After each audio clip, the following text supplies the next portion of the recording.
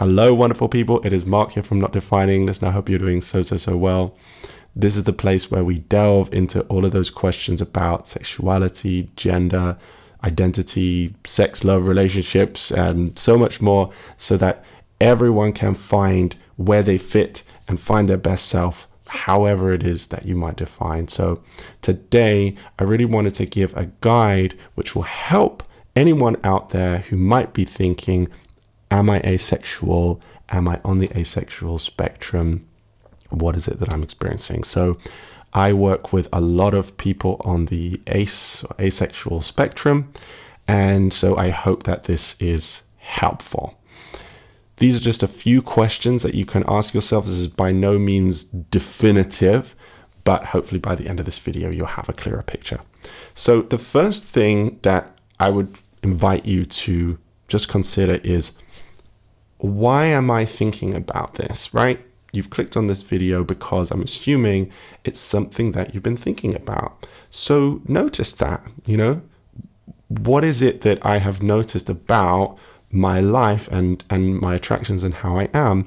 So it may be that you're experiencing kind of less attraction than other people around you. Maybe the way that people talk about sex or sexual attraction doesn't really connect with you. You find that you don't relate with it either at all, or maybe parts of it. These are all really, really valid reasons as to why you might be asexual. You might want to identify as asexual. So if you are questioning it and you are thinking about it, then that is in itself a sign that it might be something for you. An important thing to mention about asexuality is that it doesn't have to be black and white. Okay, I think that a lot of people assume that being asexual means that you don't like sex, you don't want to have sex, you've never wanted sex, and it's just completely black and white like that. That's not the case. So if it's something that maybe you are wondering about, or will I have partial attractions, but maybe they're less than other people, all of those things are valid. So best thing to think about is my sexual attraction, or the way that I connect with the concept of sexual attraction, significantly less than most of the people around me my general age? Okay, do you have a significant feeling that the way you connect to the concept of sexual attraction is different or less than most of the people your kind of age and stage of life? If that is the case, then it is quite possible that you are on the asexual spectrum. Now, there are a lot of different ways that we can actually be asexual. Like I said, it doesn't have to be black and white. There are different terms such as demisexual.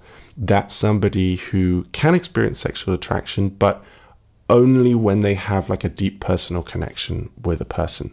So if you're somebody who looks around and you're like, I don't really fancy people when I look at them on the street. I'm not really kind of like turned on by adult content or looking at a picture of someone, or, thinking of it in my mind, but I can have a relationship when I really love that person. Sexual attraction can build.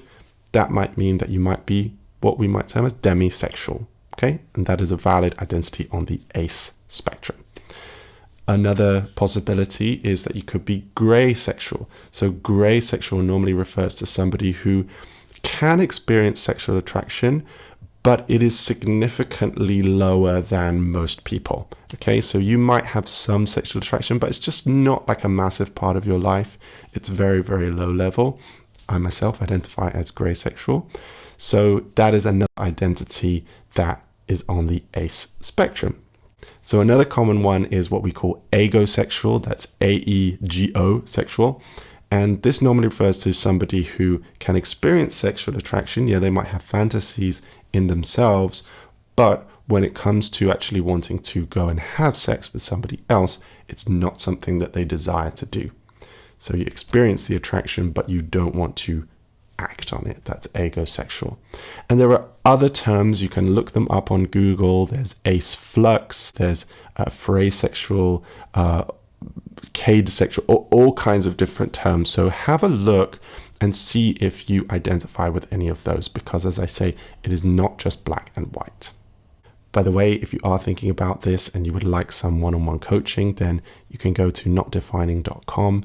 You can book a session with me and I will be so happy to support you. I work with a lot of people on the ACE spectrum and I would love to connect with you. You can also join our Patreon. It's patreon.com/notdefining, and you can speak to other people on the ACE spectrum. You can chat with me via text 24 hours a day, and you can join our group sessions and get loads of other content. So there is support out there. Don't struggle alone with this, and I would love to chat with you more.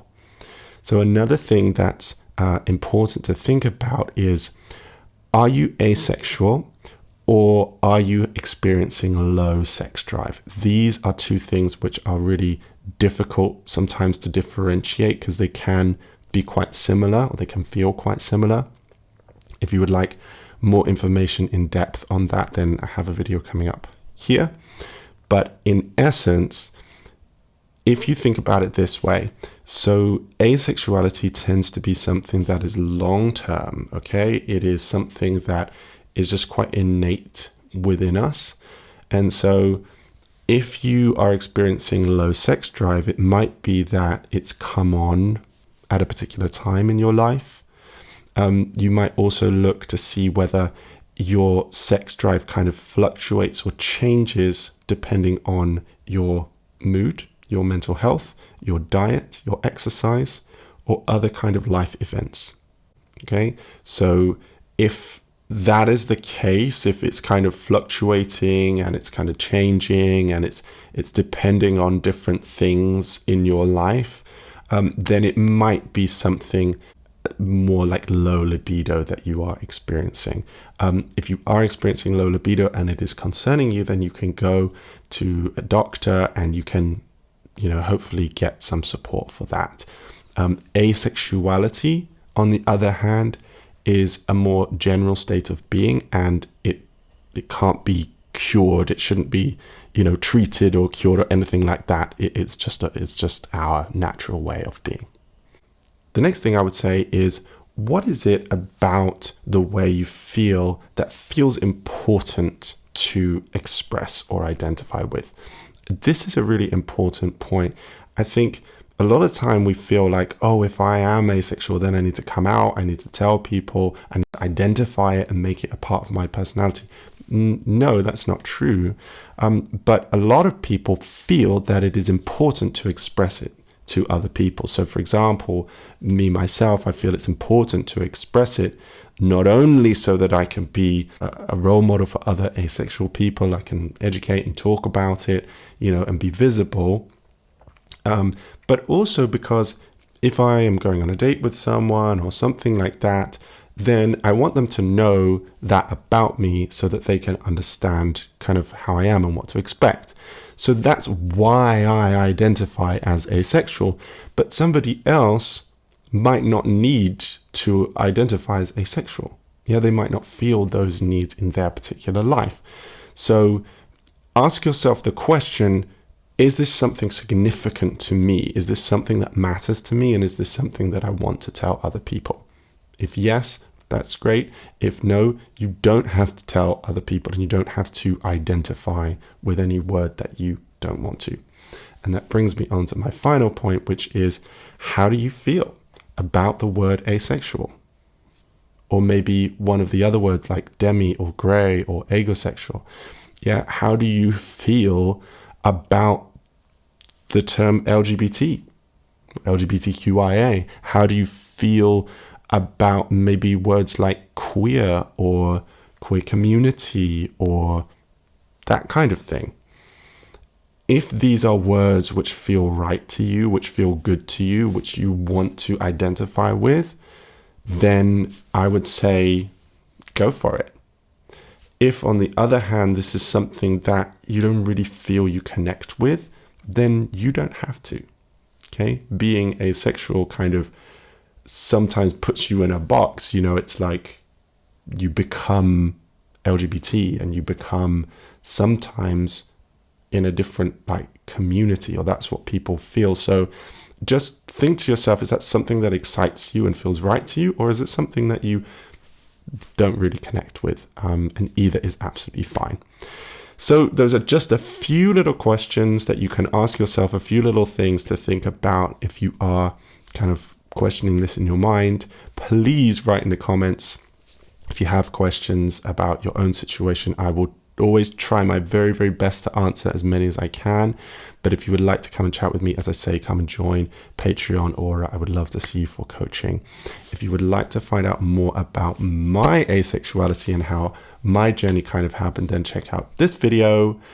Otherwise, please subscribe, because I've got loads more content coming out on this and other topics. So thank you for listening. I wish you a wonderful day, and I'll speak to you again very soon.